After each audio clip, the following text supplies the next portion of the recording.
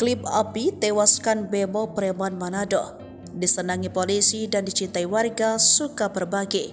Kebal peluru, bemo preman Manado terkapar tak bernyawa kala dihantam dengan senjata tajam jenis klip api. Bahkan dikutip dari tribunmedan.com, bemo preman Manado disebut-sebut kebal dari senjata tajam hingga peluru. Dikisahkan ketika bemo preman Manado sedang tidur, ada sosok pria tak dikenal melakukan penikaman kepada bemo. Namun beruntung bemo masih selamat. Kini bemo pergi untuk selamanya kala dihantam oleh senjata tajam jenis klip api. Bemo preman Manado ditikam oleh NPN alias Opal, yang tak lain adalah warga Kecamatan Singkil, Manado, Sulawesi Utara. Informasi yang beredar, bemo dan pelaku malah masih memiliki ikatan saudara. Bagaimana kisah lengkapnya bemo preman Manado yang menemui ajalnya di ujung klip api? Dikutip dari Tribun Manado, Kasat Reskrim Polresta Manado Kompol Maidiana Sitepu mengungkapkan kronologi tewasnya Indra Matius alias Bemo 37 tahun. Kasus ini bermula saat pelaku Noval Nur menghadang anak Bemo bernama Coki. Usai dihadang oleh pelaku, Coki kemudian menelpon ayahnya Bemo. Bemo yang marah kemudian mencari pelaku dengan beberapa orang lainnya dan membawa senjata tajam. Mereka kemudian bertemu di TKP dan saling terlibat baku hantam. Pada saat korban terjatuh, pelaku kemudian menikam korban hingga tewas.